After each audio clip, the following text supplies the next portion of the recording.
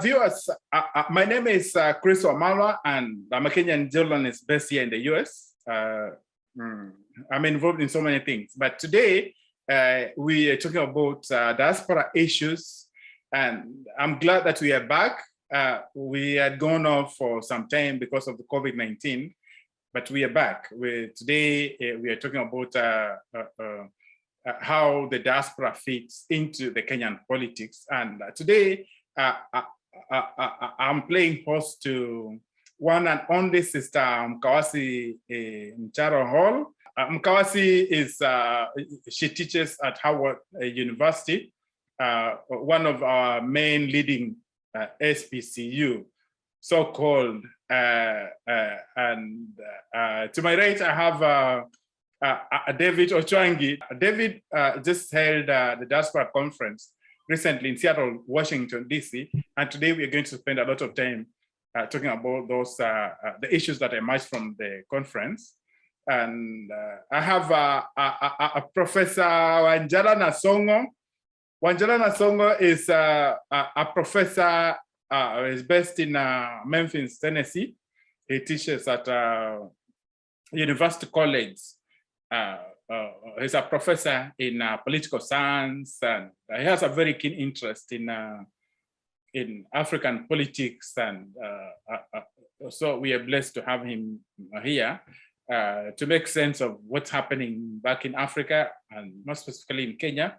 And I also have Ken Chesoli. Ken is joining us from London. Ken is an international NGO. He works for an NGO dealing with sponsorship of projects around the world. As we speak right now, Ken is joining us from London. He'll briefly tell us what he's doing in London at this time. And generally, so that's how we come back in this new era. So my sister and gentlemen, again, welcome, and I'll straight shoot it back to David from Atlanta to just to give us a brief on what happened during the Diaspora Conference. That is the only main meeting that we've had this year concerning the diaspora and their place in voting back at home. Of course, the discussion today is concerning voting for the diaspora and how the diaspora can get involved in politics back at home. David, over to you, brother. Oh, Chris, gosh, thank you so much for this opportunity once again. And viewers back at home and whoever's watching, thank you. Hope you enjoy our discourse today. My name's again, David Ochwangi. I go by David Ogega. Let me start by saying that we're very happy that we've picked up where we left since COVID hit. We were scheduled to have a diaspora conference last year. It's an event that we host once a year, either around summertime or transitioning over to fall. We couldn't do it last year, but we happened to do it this year. And that was last month on August 27, 28 in Seattle, Washington.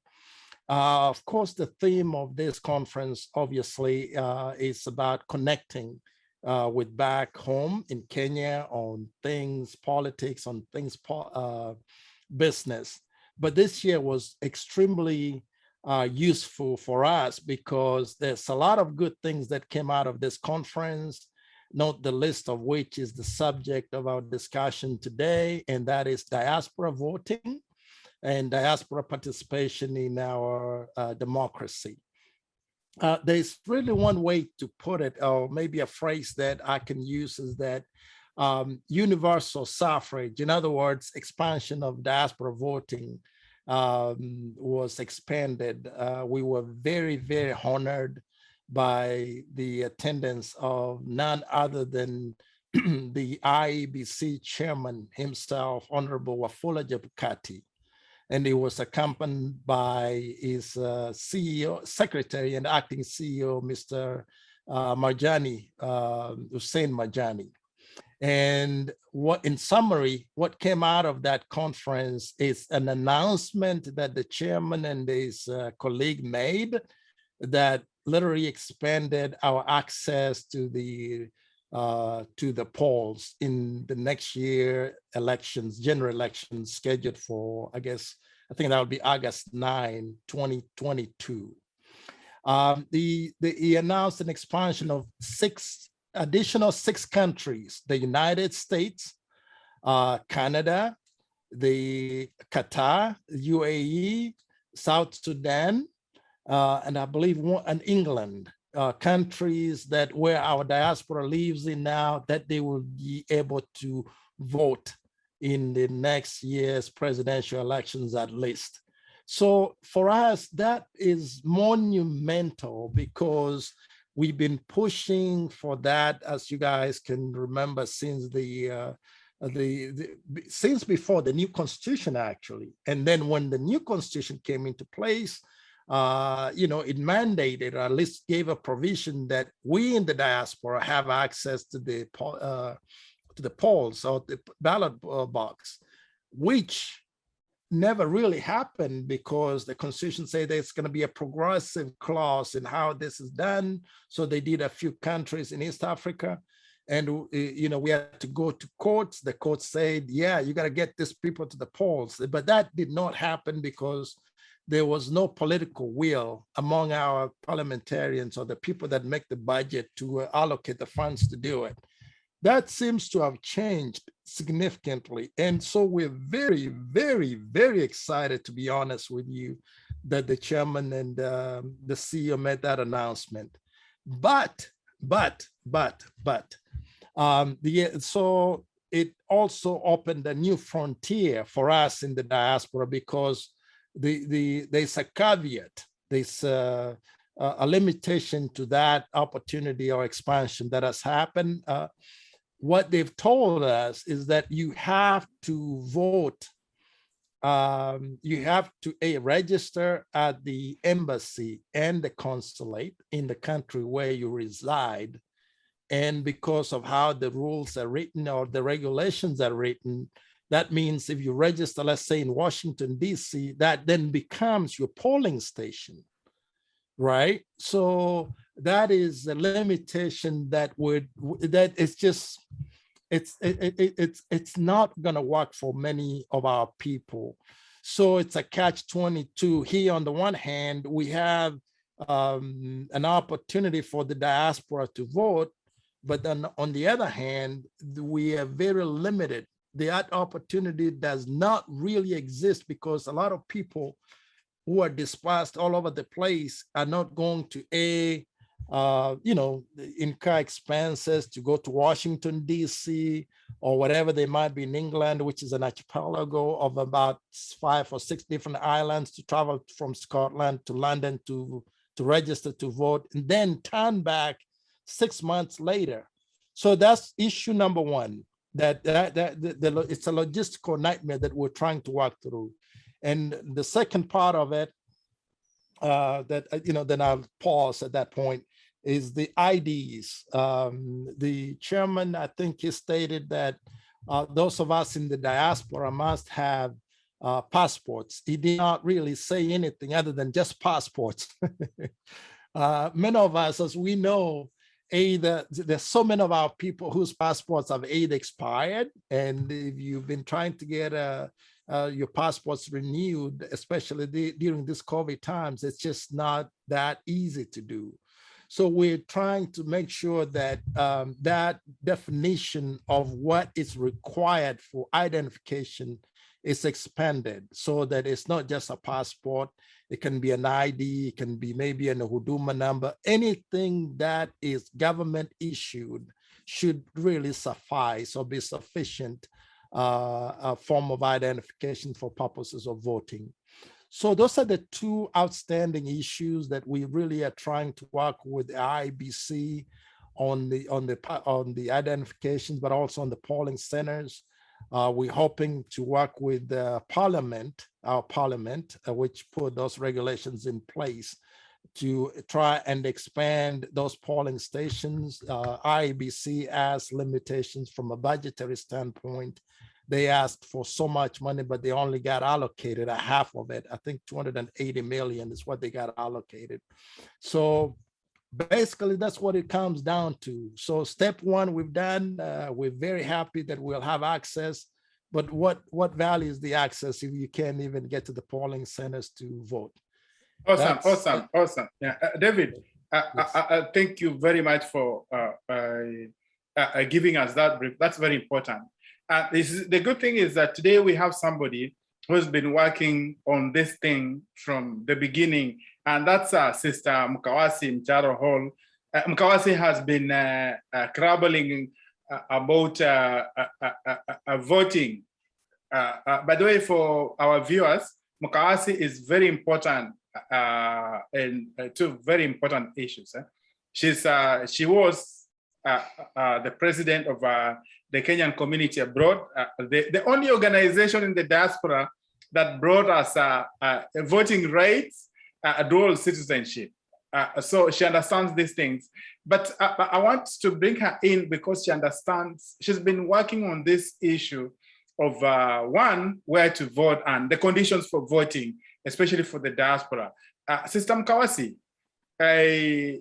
so from what David says, the issue becomes where, is it enough for us to vote just at the embassies? Because let me tell you something. For somebody to come from, let's say, Minneapolis to Washington, D.C., they have to book a hotel for one. They have to book a flight because you can't walk from, or you can't drive from Minneapolis to D.C. to vote. What is not gelling with you when it comes to that those kind of conditions? Thank you very much, Chris, and thanks, David, for the brief, for the long brief. I have to say that I'm disappointed that whatever you have said and everything you have mentioned, there's nothing new there. And I have to say this point blank because diaspora Kenyans and Kenyans at home need to know this, that much as I honor your work in continuing with the gathering of Kenyans abroad, and I honor your input into having a diaspora conference, this issue of voting, everything you said from beginning to end, the more you spoke, the more aggravating it became because I heard nothing new. The promises are the same. The people who came to visit you, Chairman Chebukati, much as you say, you're honored to have him. For me, all I saw is just a guest who's coming to diaspora like any other guest who comes to diaspora. I heard nothing new. The promises that were made, there's nothing new that was made there. And the challenges that are left are nothing new about it. So here we are again. This is year 5, 6, whatever it is, and fighting for this for the implementation of our voting rights. And the thing is still the same. Am I that excited as David is? Absolutely not. Am I that hopeful? Absolutely not. Do I believe Chebukati? No, I don't. Even the guests he came with, I absolutely do not believe any of them. And this is why I say this because I'm being realistic. We've been here for a long time. We started after we had the voting rights enshrined in the 2010 Constitution. We started a fight of getting them implemented. There is that nugget there that says progressive, and they've taken advantage of that. But that's not the reason, really.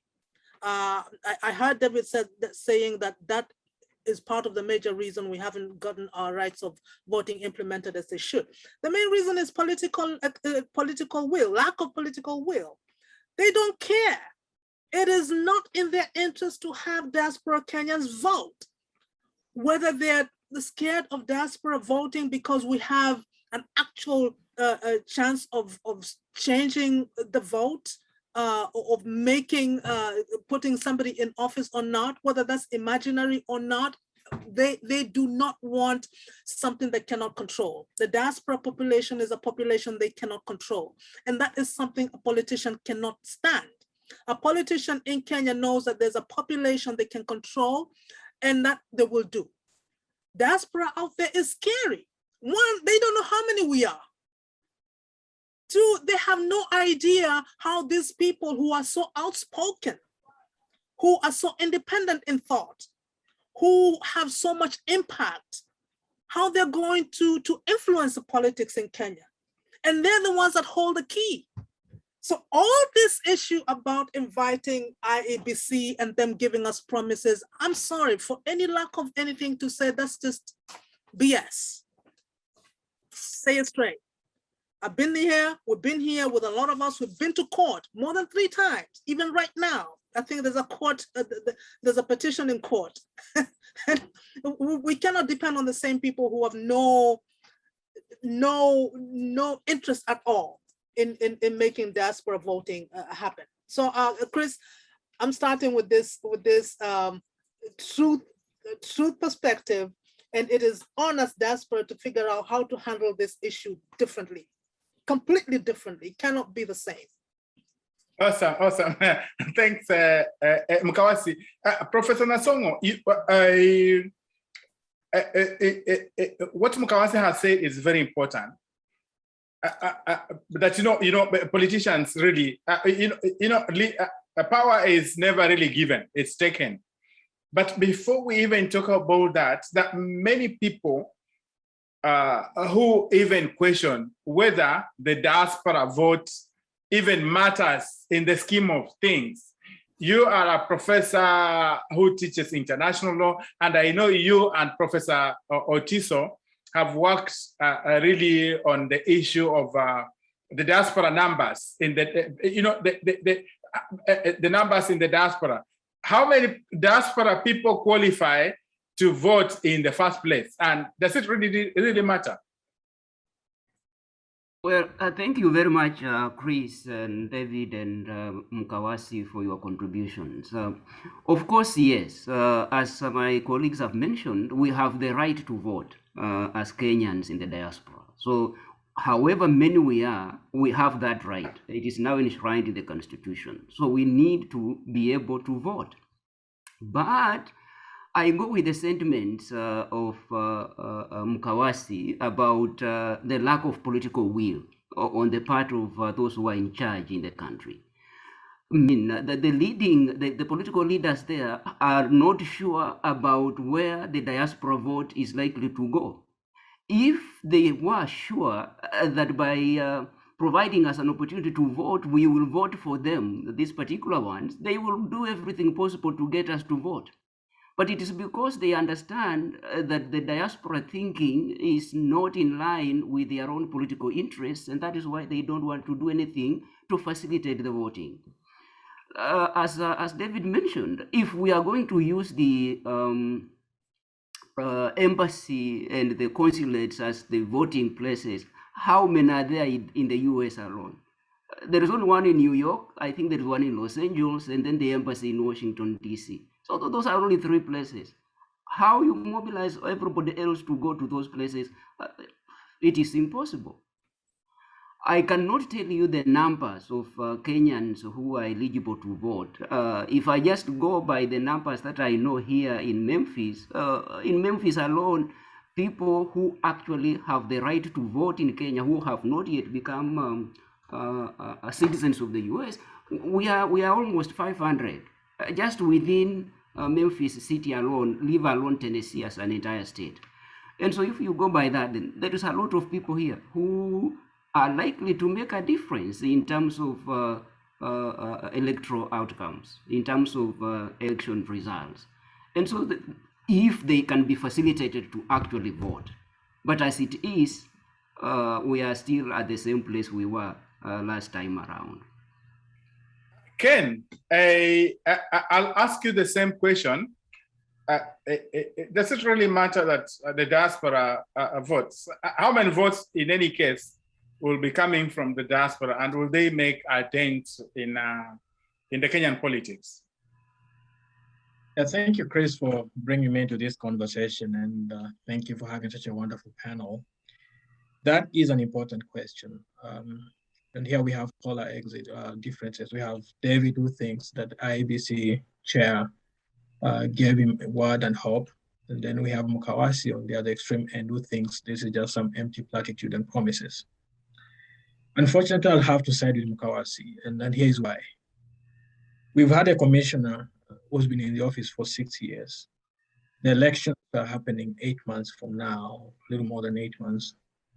And he comes to Washington and he says now the US is going to vote. What have they put in place for them to allow us to vote? If really we're just going to use the embassies that have been there, why did we do this 4 years ago, 8 years ago, 6 years ago, since the constitution has been in place for 10 years? Why do we have to take them to court for them to agree? And even in court, they're still screaming and resisting. They're not on board yet. So while they're opposed to us having this right, or at least the people in diaspora having this right, they can come and put a bold face and say, yes, we're allowing US to vote without any logistical arrangement in place. I do think that his word is not believable. I think he was just here to please people, but not to tell Kenyans the hard questions. From where I sit, I think it's very important to engage the diaspora in choosing their leaders because we are an important stakeholder, almost the same footing like the civil society, all the pressure groups that exist in developing countries. The international community is looking at diaspora to help Africa. And yes, we are a core constituency, what we can make a difference for the continent beyond just the money we sent there. So if there are opportunities for us to engage with different players, I think it's a positive, a good step. I will stop there, but really, again, I'm saddened that IEBC and the Kenyan government haven't done enough to implement this right that's enshrined in the constitution. And just to add on that, and probably it's because, like colleagues have indicated here, the government is unsure of who is in the diaspora. I don't even think the US, the Kenyan ambassador to the US, has a clue how many people are here. The Americans might have a better idea, but do we have that statistics? Has Chepkati gone to the US embassy to say how many people did you grant visas to go to the US and green cards, so they can have a rough idea? We know we're in thousands, perhaps hundreds of thousands, but without any numbers, it becomes really an impossible task. Why isn't the opposition interested in helping the diaspora? Because they have the same concerns. The opposition in Kenya, which really doesn't exist, they're unsure of who are these people in the diaspora. And they're family independent, and because we are not easily corruptible, we don't balkanize according to tribal arithmetic, it becomes a difficult group, less attractive to them. But we are here. I'm glad that these colleagues are knocking on the door saying, yeah, we are here and we want the right. Thanks, Ken. And say hello to our brothers and sisters in London and ask them to join the conversation, because diaspora vote is it's not just only important to Kenyans in America, but to Kenyans from around the world. David, back to you, brother. So there's so much. I want to give you a minute to respond to all the concerns that have been raised before we discuss something else, because you hosted Chepkati, and apparently it doesn't seem to be a lot of confidence in IEBC and Chepkati as the man and his group. Yes, and I get it. I really, really get it. I get where Mukawasi and Ken and Professor Nasongo are coming from, because we all live in this ecosystem in the diaspora. What's missed all this year since the law was passed that allowed us to pass is really the same story day in, day out, every election cycle. And it's been reinforced by the courts that cannot be gainsaid, that our right to vote has been there. It's just a matter of effecting that right. So I understand the cynicism, but I also think that, it's one thing to leave the reality of what has been versus what can be going forward. And I think what this represents, and I can only speak for myself, I've been engaging the IEBC, and I'm sure some of you have been doing that, but on maybe on a personal level with with Chairman Chebukati and even others, that trying really to advocate for our diaspora to vote. This didn't just start with the conference; it's been in the works for several years now. And I have a good feeling that at least there's a change, there's winds of change in the air. Because of course he came personally to make that announcement, and I don't think it's just a good a feel good moment for him just to travel all the way here to tell us that. He also said that they've been allocated a higher budget that is geared towards the diaspora specifically. That's why he was able to actually name those 6 countries that would now have access to the ballot. I don't think he would have made that if it wasn't actually true. And we also need to be cognizant of the fact that the commission has actually been working at half capacity. They've only been, I think, three of them so far, if not 4, but they now are fully staffed from a commission standpoint, and so giving the proper leadership. So it used to be a glass half full up until this point, as far as the diaspora voting is concerned. But I think the dynamics have changed. Now, I just feel like it's a glass half full. Is it really there yet? We'll only know if that voting actually happens. And we're putting in place, and I invite all of you guys on this panel and everybody else in the diaspora that's going to be listening to this or sees this, that this is the time to hold them to their feet. Let's put aside the cynicism. Let's put aside where we've been, the frustrations that Mukawasi ably stated here. It's time to look forward, if you ask me. And this is a window that has opened now. I am excited about that window because it was put in the public. So I think it's a different ball game now. The question is, are we organized enough to make that happen? It's not enough to sit back and criticize or be cynical about what's in the past. But I think it's time now that we also put in place what needs to be in place going forward. And it's an incumbent upon everyone on here and whoever else that is really keen on this to actually come to the table and press that. That's the next frontier on this. So I'm optimistic about that. Let's just put it that way. Awesome, awesome. So, Sister Mukawasi, let's for a moment imagine that these guys are serious this time around. And, as the year turns around and people start registering back at home to vote, they tell us that we also, the diaspora also register and vote. And let's ignore all this noise about what kind of registration item you need to vote. Let's also imagine that now we're going to vote. I know you've been working on the mechanism. Of course, at the embassy is not enough. We are talking about Kenya is the country that invented M-Pesa, that now everybody else from around the world admires. Why can't we vote online? Why can't we vote online, Mukawasi? You've been working on these things. Speak to us. Okay, I'm sorry about that. Okay, so let's look at it optimistically and positively. And to look at it positively, we have to decide that only we have the means or can create the means to take ourselves to the other side of the shore. Because what is happening right now is that, say, for example, every 5 years, Kenyans need to cross to the other side of the shore and find a new leader there. And there are people, there's a captain who's been given this mandate to do that. And every time they leave a few people by the shore side on this other end and cross others and tell you, we don't have time for you yet. And here comes another time now, the same opportunity comes. We say we need to get on the boat because we have a right to get on the boat. And Ochwangi is telling us, let us be sure, or let us trust the captain that we are going to cross with him. And I'm saying we cannot afford to put that trust in the mechanisms that are in place right now. What we have to do is begin to talk to the people who can change things. And it is not IEBC. It is not the people who have said no to us all this time.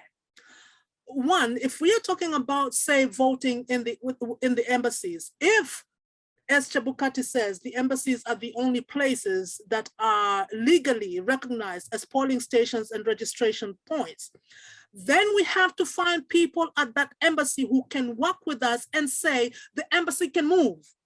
Let me tell you what happened with the embassies last time when they decided that they're going to register people's IDs. The Kenyan embassy in Washington, D.C. made sure it was present in just about any state it wanted. It sent officials to different states so that the embassy was not just a house in one place in Washington, D.C. The embassy became human beings who can move. So we cannot talk about, oh, the only thing possible is to go to the embassy.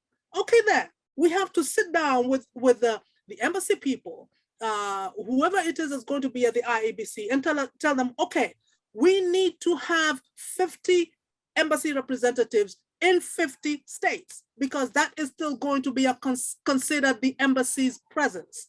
We have to start thinking outside the box within the law, because we cannot take what Chebukati is saying and say, oh, no, you have to tell your parliamentarians to change the law. No, we don't need to do that. We need to be smart. There's a reason all of us here went to school. We need to be smart and say, we live in a new generation now. The same thing you spoke about, we are the M-Pesa people. Right now, if we told our children what's going on, they will laugh at us. They will say, you guys are kidding. You have a global presence, and you're talking about registering and voting at embassies, in houses that you have to travel and go and register. They will laugh at you. I've got young nephews who know how to create apps for voting, and they vote amongst themselves, little boys trying to figure out who's the most handsome boy. And they do it very smartly. And then they will say, you guys cannot do this? Really?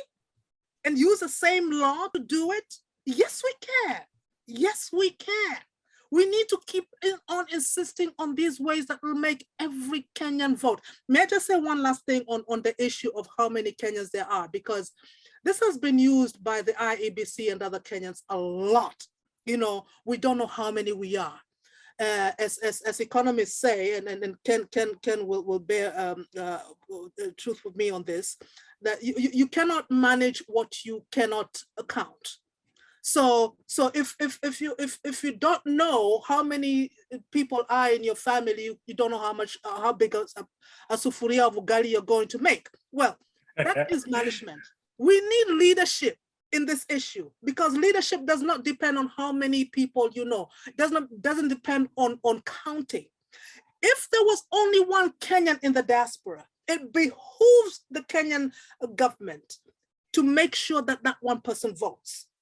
So if we are 10,000, if we are 1 million, if we are 3 million, if we are 6 million scattered across the globe, we have to start with the premise that each one of those 60 million is going to vote. Forget about, let us count them first. You already know they're out there. Put in the mechanisms, because the mechanisms are there. Awesome. You know that. Awesome. Thanks, Sister Mkawasi. Professor Nasongo, Mkawasi has put it quite appropriately. The issue is not really, at the end of the day, it's the principle. And the principle here is that for Kenyans, majority of Kenyans abroad not to vote, they're being denied their right to vote. Can you speak to that issue? Because we tend to conflate these issues. Let's forget about the numbers. Let's forget about the rights to vote, and these rights that are being denied by the government to this group of Kenyans who contribute so much to the exchequer.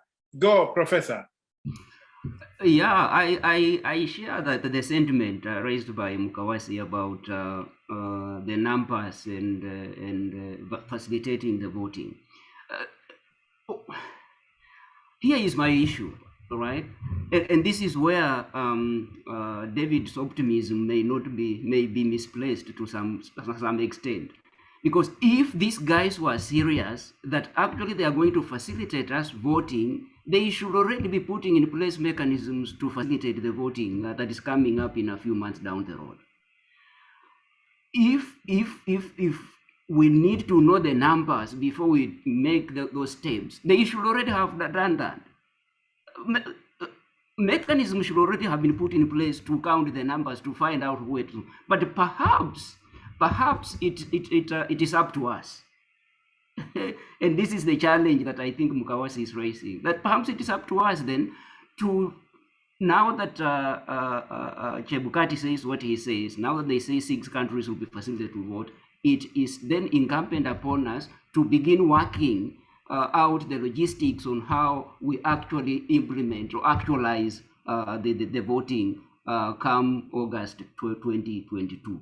So the onus is upon us now to find the kind of leadership that Mukawasi is talking about, to find whom to collaborate with in order to actually implement the fact of diaspora voting. So there is a lot of work that is cut out for us, and it is upon us to do it so that we can force them into actually fulfilling our right to vote.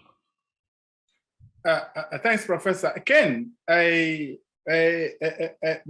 I said earlier on, the rights are never really given. Most of us live in America, and we see how the African Americans have been fighting for the rights that we now, take for granted, most of us from Africa especially, for 300 years. Please make the case for the importance of majority of the larger diaspora community to take their rights seriously in back at home. I'm saying this because we've realized that we are as the diaspora, we are quick to impress these politicians who come from Kenya to the diaspora, especially those ones who are planning to run for political office, impress them, without realizing that these are the same people who are really sitting on our rights to vote. Ken, speak to that. I hope you've not gone to, I hope it's not too late for you in London. Yeah, no, thank you, Chris, for that question. Before I take that question, I would want to engage David a little bit. So when the commission chair said they have added 6 countries on the list that would be allowed to participate in the election next cycle, what informed that decision? For example, why did they pick US and not Canada? Why UK and not Germany, and Netherlands and Italy? These countries have embassies too, and they're small and the management have Kenyans there. So other than that, I would be interested in knowing, like, what did they consider for them to select US? Did they have that conversation with you? Did you praise them for them to give you an answer to that? Gosh, let me put it this way. I guess I cannot answer for them because obviously that did not come up in that sense. But if I were to respond to that, I'm thinking it's the limitations they have. And I think in my mind that they're still on that progressive, mindset that, okay, maybe we'll add 2 or 6 more this time. But in terms of what goes into deciding which specific countries, it's hard to really get in the commission's minds or the chairman's mind to decide. I'm just excited that the United States, where actually most of let me put it this way, North America, that hosts a lot of our diaspora leaves, was actually part of that selection. So to me, that was the selection, without even responding about the logistics or the reasons behind it, which it was not an issue for me or many of those people there. It's an indication that expansion is actually taking place. Maybe I'll turn it back to you why that matters to you, that the Germany or these other countries were not included and only the other 6 were included. Why would that make a difference? Because if the commission was serious, they would have given a substantive response as to why they've selected the US finally and not Canada. and they would have laid out the reasons why they selected us, at least to show Right. credence that they are telling us our substance to it. I want to go back to what Chris asked. Like we indicate, power is never really given on a silver platter. We have to stand and fight for it. I had given my friend David unsolicited advice on what to do with Commissioner Chukati after he invited him and he agreed to come. That once he arrived in Seattle, that he denies him the chair. He's on the seat and he has me sit on the floor. And he denies food and water because it was summer. And the reason was simple. The reason was simple. I believed in it. I was serious about that. It wasn't a joke. We had just seen a video, I think it was in Ghana, where a corrupt minister showed up with rice to give to people. And these people were woke. They knew their right. They rejected the rice and they threw back to the minister and they chased him away out of town. We cannot hold rose flowers and extend red carpet to these people when we know they're coming to lie to our face.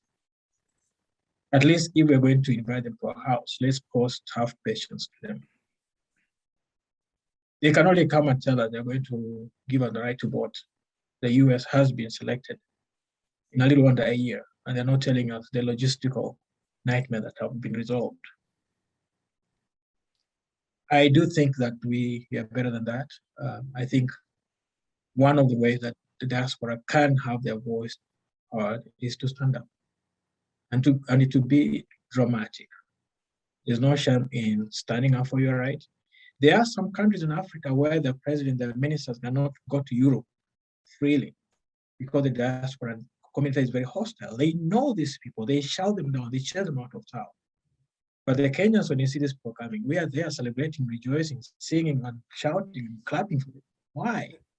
Why do we tolerate this mediocrity and this blatant lies and violation of our constitutional rights? Sister Mkawasi, I know this is something that you've really grappled with again, but I know you very well because I've really interacted with you in the last 10 years.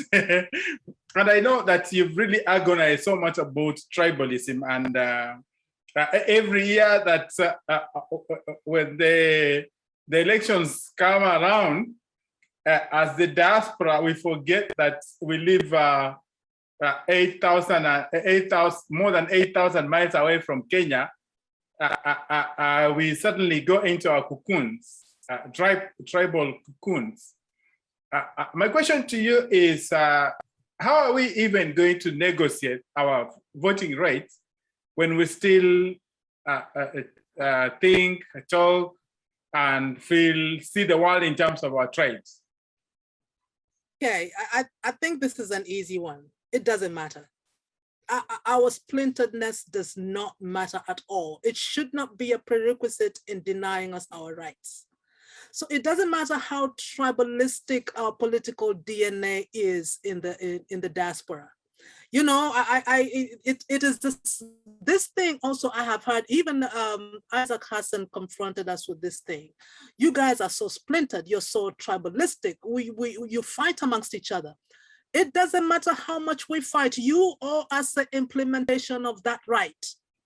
So that is something we ought to make clear. Every single excuse IEBC comes up with, and Kenyans in Kenya come up with, or even Kenyans in their diaspora come up with, to say you're too tribalistic, you're too splintered, you've got too many briefcase organizations, you do not know how many you are. All these are reasons you are not united enough. This is the reason we're not giving you your rights. Tell them BS. We can be all the splintered we can be. We want. Give us our rights. In our Kisii churches, bring us those rights. In our Kikuyu churches, in our Taita churches, I wish we had one. whatever church we have, whatever language we are speaking, if we are clobbering each other with words, give us our right. So that's the thing I need to say. And I think there's something very important that Ken mentioned, is that the people who have dishonored us and the people who consistently deny us these rights do not deserve our honor. We can very well welcome them to our houses, cook them food and dine with them. But when it comes to the public platform, to the political platform, we do not owe them any honor. because we need to make a clear political statement. You guys are not our friends. This is war. We are to learn from the African Americans in this country and what it took for them to fight for their rights to vote. I mean, people shed blood, people died for that right for years. You know, they did not tell the people who held that power that you are our friends. No, they told us you are our enemies. We are at war. And we're not talking about war as if we're going to pick up weapons and come to clobber you when you get to the diaspora. No, we're talking about just letting them know you're on that side, we're on this side. So we ought to figure out what weapons we have in our place. We have intellectual weapons that we can use. So we ought to figure out how we can do that. Awesome. Over to you, Professor Nasongo. Like Mkawase says, which way the diaspora? The elections are barely around the corner. They will sleep, wake up in the morning, and there, boom, Kenyan elections. Which way the Kenyan diaspora vote, Professor? I will add on to what Mkawase is saying. The fact that we may be divided along ethnic lines, we may be divided in terms of our attitudes and orientations and so on, is no reason not to be allowed to vote. If that were the reason, then Kenyans in Kenya also should not, because they are also divided along the same land. So whatever is the reality among Kenyans in the diaspora mirrors the reality perhaps back in the country. But I will argue that we are much better off than the Kenyans in Kenya, because, and this is the reason why actually the politicians don't want us to vote, because they understand that our independence and our critical thinking is likely to ensure that we do not vote for them. And that is why they do what they do in terms of ensuring that we don't actually vote. But if I reflect again on David's optimism about what is likely to be better this time around, given the promises by the chair of the IEBC, I think we need then to mobilize one another and be sure that we are putting in place mechanisms to facilitate our participation in the elections that are coming up. Let us not sit and wait for whatever the IEBC, the ambassadors, the consular officials are likely to do. But I think it is important that we become proactive in ensuring that we begin to engage them to put in place the mechanisms that will facilitate our participation in the elections that are coming up. So let us not rest. I think we have a lot of work to do. Awesome. Thanks, Professor. Again, like Professor says, let's not be late to the dance. Let's not get caught with our proverbial pants down, as it were. In your view, what between now and then, what should the diaspora be doing? Yeah, I think I do like what I've heard so far. But Chebukati's term as the chair of the commission is ending in January of next year. What happens? It's just one man giving his award. It's not the commission itself. So we'll have a new chair, and the new chair will have to look for him and engage him, and he will have no time for us, and the election would have come and gone. That's very key. David, Yes. So some of us will go to the UN and to the Kenyan embassies and the consulates in New York, in Washington, DC, and LA to protest for our rights. But you're the guy who's working using the legal means. You have a legally constituted and registered diaspora organization. Bring us home, brother. What should the diaspora look for in the coming months and weeks and before the elections? Very good. Actually, that now comes down to the next steps in this process. And I think everybody is right that has expressed their cynicism about what this process, because we've not been down this road before. But the next steps in this process or to realize this initiative is actually being able to put in place the proper framework in which proper training, voter registration takes place, where we have actually properly trained poll workers, folks that can actually run the poll kits, for example, know what the registration process runs like, knows what the documents that are needed by the diaspora for validation and things like that. So, and I know, Ken, you were not part of, I mean, you didn't make it to the conference, or some of you might not have, but those are some of the things that were actually covered.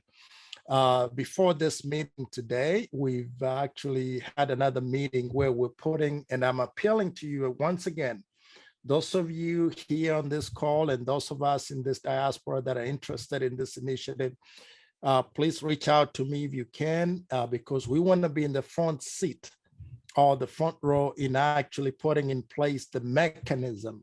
Bottom line is, guys, we just have to find ways and make this happen. We have to be forward. We have to lean forward, so to speak. We can't be stuck in where we've been in the past. Simple as that. Awesome. Mukawasi, as we wind up, what should Kenyans in the diaspora be doing in preparation for the 2022 vote? I think what they should be doing depends on what diaspora leaders have for them, because Kenyans in the diaspora will stay the way they are until they start to hear something different. Things depend on leadership. So my urge is for the diaspora organizations that are active and the community centers that are active. These are mostly Kenyan churches, because Kenyan churches have taken up the place of community leadership.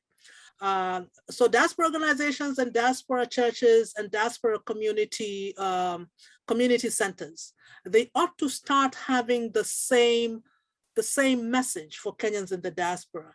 And the message is that it is imperative that each one of us vote in 2022. And the reason it is imperative for us to vote for diaspora Kenyans to vote is because elections have consequences. In every single country, elections have consequences. And every Kenyan abroad who sends $10 to a family in Kenya, whether you do it monthly or every year, that $10 affects someone on the ground. So you as a Kenyan in the diaspora, always, you have a 3 billion shillings worth of a say in Kenya. So your vote matters because the outcome of elections matter. So every single leader, community leader who knows they're in touch with more than one Kenyan ought to start having that message. So right now, I'm glad David is here. I would encourage him to get in touch with everybody on the ground and figure out how to send out that message. Because if he contains a message within his organization, just doing this thing, creating this framework with IBC, it's not going to work. It has to be a grassroots thing that is driven from the ground up. Professor Nasongo, same question. I don't think I have anything to add to what Mukawasi has said. I will also just add in encouraging David and actually thanking him, his leadership of his organization and his engagement with the IEBC. I think you are doing a great job on behalf of the Kenyan community. So I just want to congratulate you on that, and also to encourage you, as Mukawasi is saying, that perhaps we need to connect with many other organizations that are available at the community level, churches and so on, in order to also sensitize the people on the ground to expect to participate in the elections that are coming. Because there are quite a number of Kenyans in the diaspora who are not even aware that this is happening and that an opportunity might be there for them to vote. So we need to continue doing that in order to mobilize everyone to participate if and when it will actually come to pass. But you are doing great. So thank you for working on our behalf, and we look forward to continuing working with you so as to make this actually come to pass. Awesome. Ken, bring us home, brother. Yeah, no, thank you, Chris. I want to join Professor Nasongo to thank David. I think what he did is admirable, is commendable. We need to open the communications line to talk to these guys, but always remember, trust but verify. We are dealing with a very difficult people who have made it very clear that they do not care about the diaspora and our needs. I'll just stress to David and all people in the diaspora that I want to see this thing happen. But let's focus more on the people that matter. Commissioner Chipati has a salary as a civil servant. He will care less if he doesn't see this happen. No, first of all, guys, thank you so much for your kind words. And I know Mkawasi, I think, Professor, you meant to say 300 billion. Don't undersell us now. I think you said 3 billion, but actually the impact, it's 300 billion that we remit. Thanks for the correction. Yes. Yes. So, you know, that's gotta mean something, you know. We pay taxes. Some of the things they say is that some of actually big people in government in that country, they tell us, oh, well, you're sending it to your family. There's something you chose to do. They forget that actually that remittances that we send, that $10 that we send, 16 cents, actually now it's 17 cents of each dollar that we send. The government skims it right off the top. It takes it. In terms of when you go to the shop and you buy something, you know, they take it in taxes. And then if you factor in the multiplier effect, and Ken can testify to this, is that money, by the time it turns in the economy, I think it's about 5 times a year. So you can imagine $10 that you send today that circulates in that economy 5 times, that true impact is $50. So take your 300 billion and multiply it by 5 times. That's a $1.5 trillion impact in that economy every year. So I say that to say is that we are a critical part in driving the economic engine in our country. And it's unfathomable that we're not able to vote. It befuddles me why this is even a discussion. So one last thing I want to say is that going forward, as we put together this framework, I take your counsel very seriously. I'm inviting you, those who will see you, those of us here on this panel, because we belong in common groups, please join us in the effort in framing that, and let's make this a very, very successful election year 2022. This is our first show. We are going to have many more as we go along, discussing the involvement of the diaspora in the politics back at home. Guys, thank you very much. I hope to see you again next week as we discuss these critical issues around Kenyan politics. Thank you. Thank you so much. Awesome. Viewers, my name is Chris Omalwa, and this has been Diaspora Home and Abroad. It's not the Diaspora show. This is our podcast, Diaspora Home and Abroad, and we discuss issues that affect Kenyans back here in the US and around the world, and also back at home. I'll see you again next week as we constitute this panel and many more to discuss issues that around mostly elections and life at home and abroad.